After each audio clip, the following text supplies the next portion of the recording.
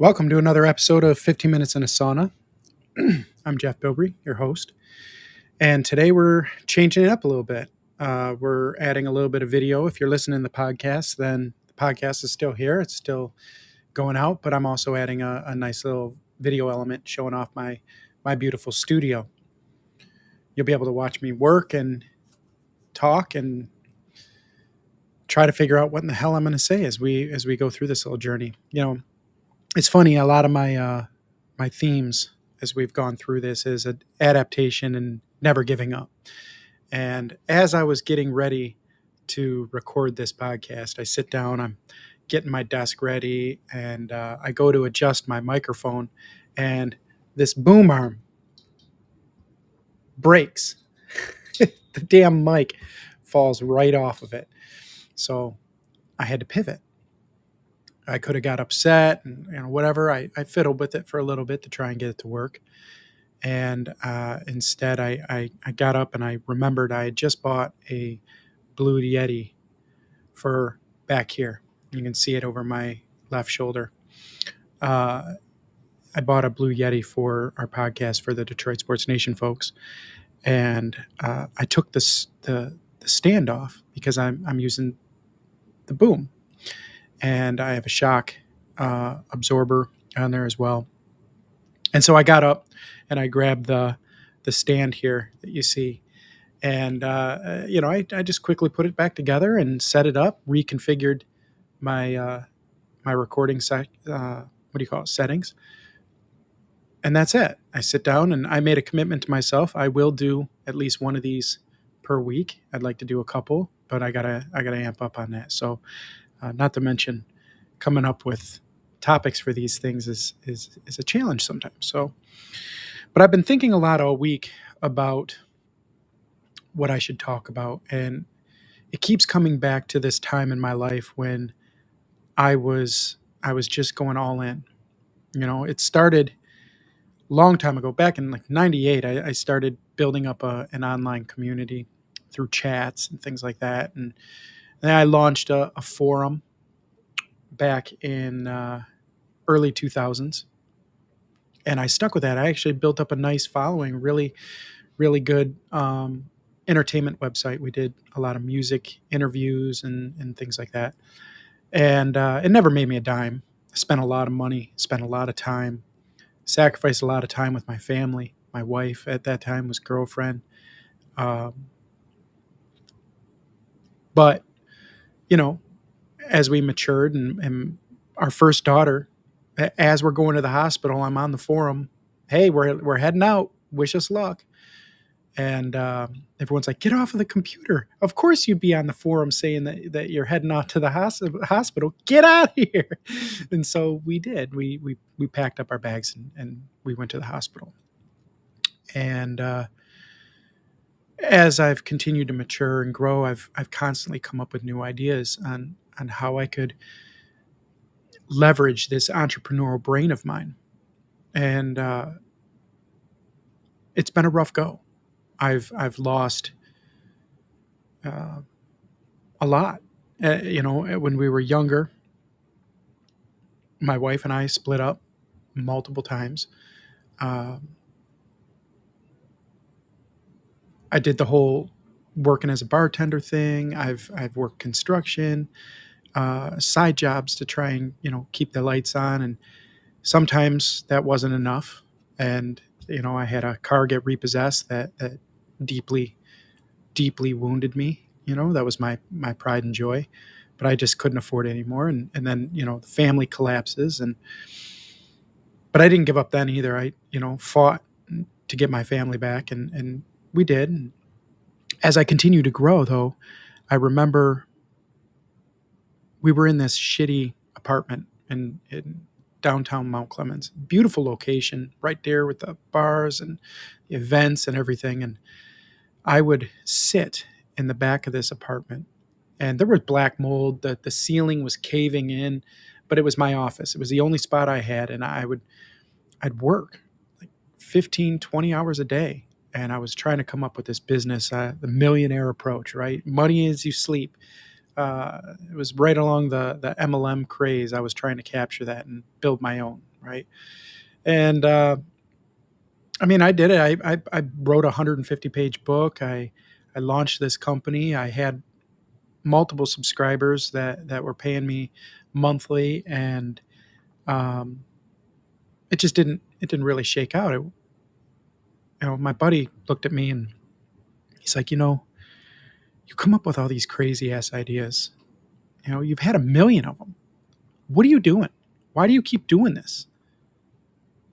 And I looked at him and I said, all I need is one. All I need is one to succeed. And so I'm going to keep trying. I don't care if it's the million and first. I'm going to keep trying because one of them are going to hit. And sure as shit, it came in the form of something that you'd never think. I went and I was doing another side job. I'd picked up the skills as a web designer. I wasn't classically trained. I just learned how to do it. And uh, we went into a bar and I pitched a website idea to this bar owner. And he's like, "Yeah, absolutely. Let's go about that. Here's the check, and whatever." And he goes, "I got another thing. I was wondering if you might want to look at." So I got an idea for an advertising venue, right? That would allow us to tap into the bar advertising, money. They have these local publications that do concert reviews and everything else, and they spend thousands of dollars buying ad space here. It's like, what if we had a sports site, because he was a sports bar that we were in. He said, what if we had a sports site and we sold full page ads to local bars? We can do, tap into that revenue. And I was like, sure, I could build that for you. At that time, I had no interest in running it, no interest in taking it where it would eventually lead. Um, I was just going to build this thing, and we came up with a name, and I registered it right there, and went off to build this thing that turned into Detroit Sports Nation. And in the early stages, it was a lot of grind. It was staying up late for nothing. Like for 8 years, this thing did not pay me a dime. It was costing me money, costing my investors money, things like that. And it went through many different iterations of, one day it was a forum based site because that's what I knew. I'm like, okay, well, we can try it this way. And then it turned into a more classical, like corporate type site that we just put some news up, as it came in, but we really focused in on our social properties and whatnot. And then it turned into a blog, and I started hiring writers. They worked for me for free for 7 years, not a dime, because I didn't have a dime. I was paying hosting fees, and they were getting bigger by the minute. And so we stayed in it. And the cool thing about it, what brought me joy, was we were beating big media because no one knew what the hell they were doing on Facebook or in Instagram, Twitter, anything like that. They didn't know really what it took to market on those platforms. And I did, because I built this base up before, trying these different things, trying different marketing aspects to try and get you know uh, my ideas out there. And I've done a million hours of research on this stuff. And so we started to see success. It took a long time. Like I said, about 7 years of putting in effort and not really seeing any kind of return at all. And then the bottom fell out. Bottom fell out again. I started to do better. My income from my day-to-day jobs kept getting better and better and better, because I was also investing into trying to make myself a better person overall, and constantly pushing to get to that next level, while working on my side job, DSN. And I was still doing web design and everything else. But there was a period, I want to say it was 2018, 2017, 2018, where the bottom literally just dropped right out.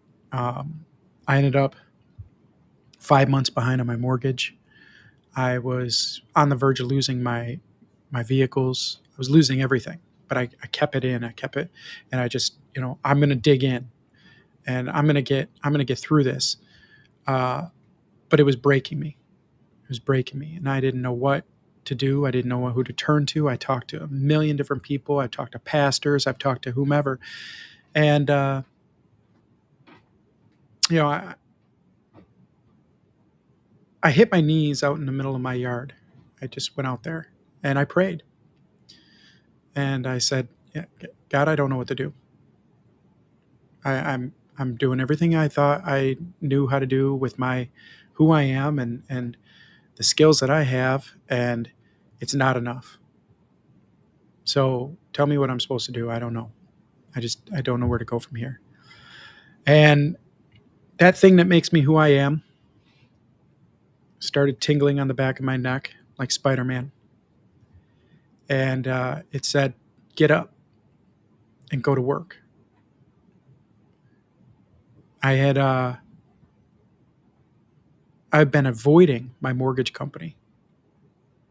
I wouldn't take their calls. The letters would come right in. I'd throw them out. Eviction coming up. Throw them right out. If I can't see it, I can't hear it. It's not real.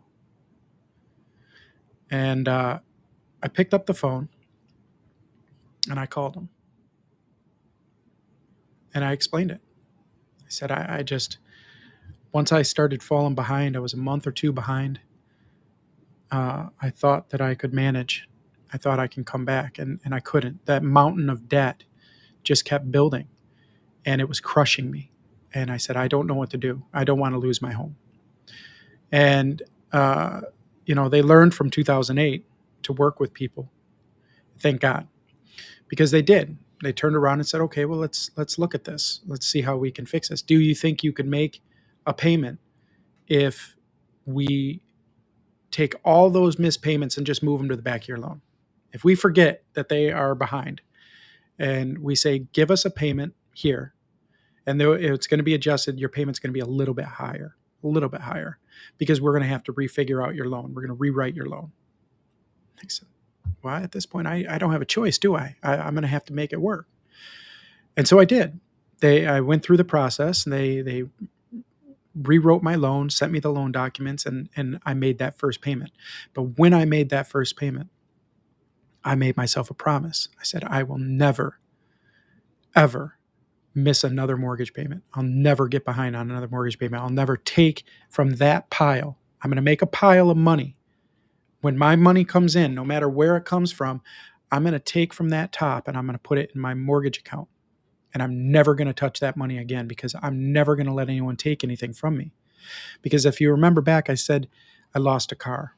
That was my Mustang. It was $520 a month. And I paid it for a long time. And then I refinanced. I got down to 420. And man, that was rough. That was rough to keep it up. But when they took it, they took a piece of my soul. They took a piece of me. It took a piece of my pride, right? It eventually led to a bankruptcy where I had to write everything off. And then I climbed back 2 years. It took me to buy my first home, bought my first home. And this was after a year of making my payments, no missing at anything. And then I started to slide, started to fall down that. And so as we get to this last minute, that's what I want you to think about. Sometimes it takes making the hard choice, the thing that you don't want to do, the worst thing in the world that you could think of having to do, to confront that thing that you're just terrified of. I'll tell you, I was absolutely terrified to pick up that phone and make the call. But once I did, once I made that conscious choice to confront the thing that I was afraid of, everything started to get easier. And I've never looked back. I've only gone up from that moment. And it wasn't the first time I've been put in that position. It wasn't the first time I've had to make that hard choice. And it probably won't be the last. But I'll tell you, if you don't take anything else that I say, take this. When you're put with your back against the wall, okay, you have nowhere else to go, nowhere that you can turn, that you think. Start thinking about the hard choices. Is it making a phone call to somebody that maybe you don't want to know you're in the position you're in? Maybe it's calling a debtor. Maybe it's having a tough conversation with somebody you love or used to love. Make that call. Do that thing. Face it. And all those other things that are building up in you will start to fall away. And when it comes down to the last moments when you just don't know, you have nowhere else to turn up. That's it for this week. Again, I'm a minute over. I keep trying to get into the 15 minutes, but thank you so much for your time. And until next time, I'm Jeff Bilbrey, and this is 15 Minutes in the Sauna.